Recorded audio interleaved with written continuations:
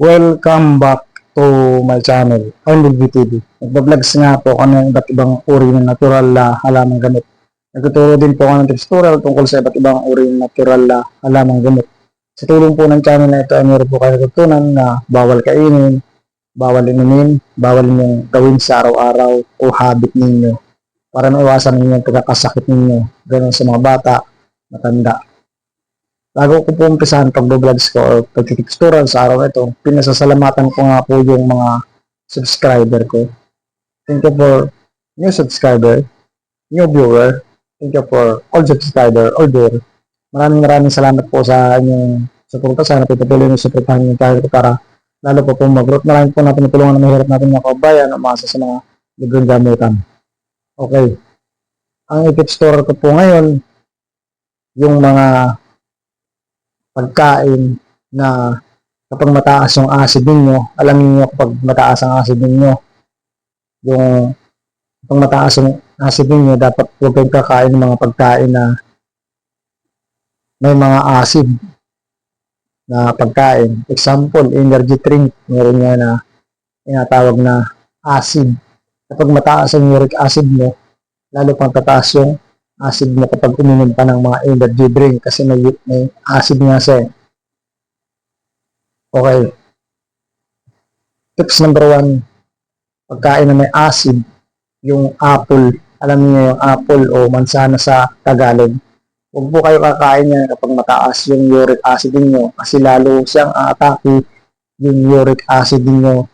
Kahit anong uri ng apple, pula, green, o medyo orange, o matingkad na pula, green na apple, bawal na bawal po sa inyo yan kapag kayo may uric acid sumasasal sa kasalukuyan. Yan po yung tips number 1. Tips number 2, bawal mo kainin kapag kayo mataas ang uric acid, yung ubas. Kahit anong uri ng ubas, yung ubas na sobrang itim ng kulay o sobrang lila, yung ubas na katamtaman yung kulay niya, medyo lila or ma-orange-orange, ganun na ubas. Bawal mo kainin yan. Ubas na green, kahit anong uri ng ubas, huwag kayong kakain kapag mataas ang uric acid niyo, lalong tataas yung acid niyo.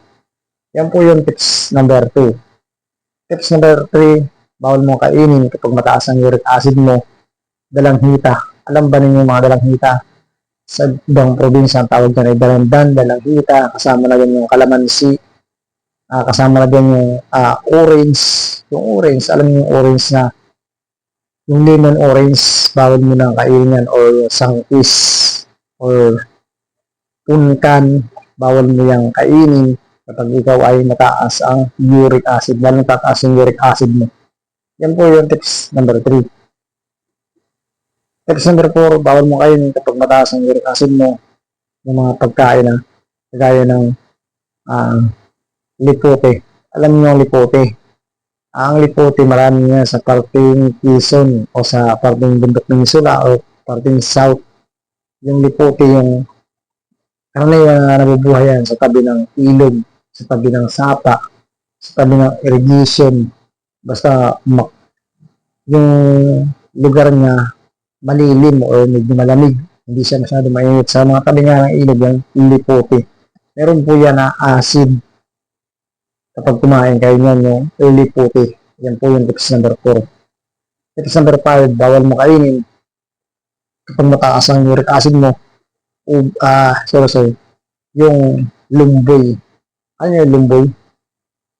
Ang lumboy, ang tawag yan ay duhat sa Tagalog, duhat. Sa ibang lingwahe, lumboy. Yung maitim siya.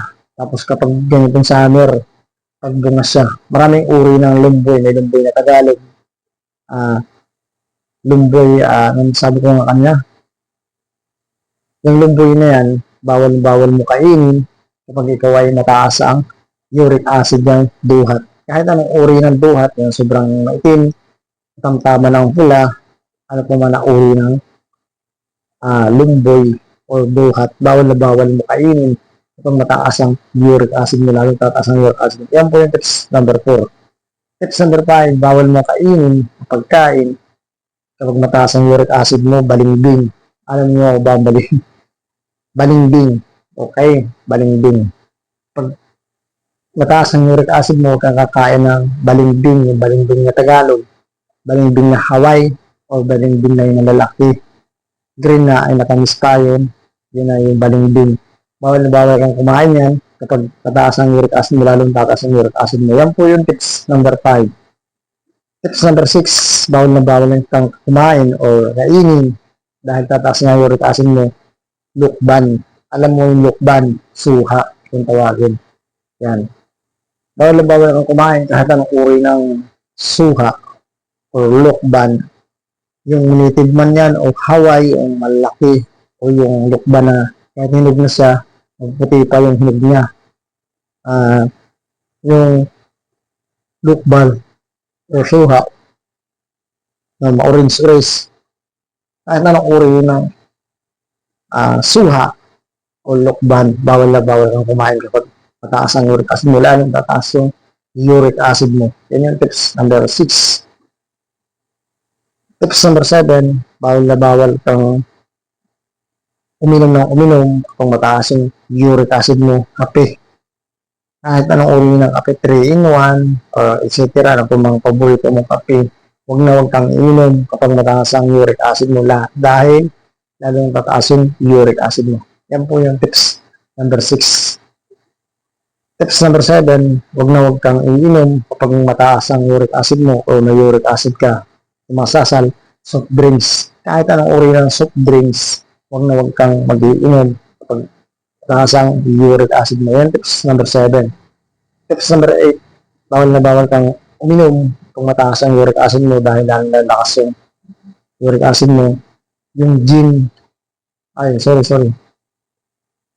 yung white wine, bawal na bawal mo yung inumin.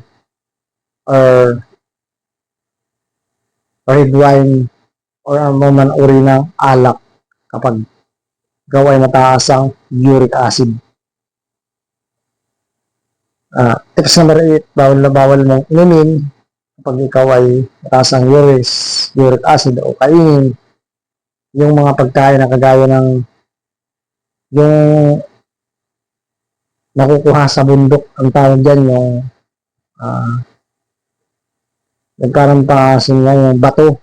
Huwag ka muna kakain yan o mag-aasin yung batuan na pang-asin sa mga karne isda. Dahil nga lalong lalakas yung uric acid mo kasi may kasama yan sa uric acid yung pagkain yan. Yun yung tips number 8. Kapag mataas ang uric acid mo, iwasan mo kumain, uminom ng mga nasabi ko dahil lalo pong lalakas yung uric acid mo. Nakakita na po ba kayo ng tao na may uric acid? Pwede po kayong himatay. Tapos yung nalalamig yung katawan ninyo, yung pawis ninyo ang lalaki, parang maiskal laki. Ganun, bigla na lang himatay kapag sobrang taas ng uric acid. Yan. Kayo po ba, nagkaroon na po kayo ng uric acid? Yung kamag-anakan ninyo, etc. Friends ninyo, nasaksya na ba kayo nagkaroon ng uric acid na hindi magaling-galing? Kapag napanood ninyo yung video na ito, huwag na muna kayong kumain ng sinasabi po ng mga pagkain o kaya uminom dahil lalong lalalaya pag sumasasalang uric acid ninyo. Okay? Sa bago lang po dito sa channel ko, paki-subscribe, paki-likes, and paki-share po sa mga nangangailangan ng ganitong tutorial sa pressing at family at etc. Okay? Thank you for watching. I Lilby TV. Bye-bye. Buhay po kayong lahat. Ingat po sa sobrang init ng panahon ngayon.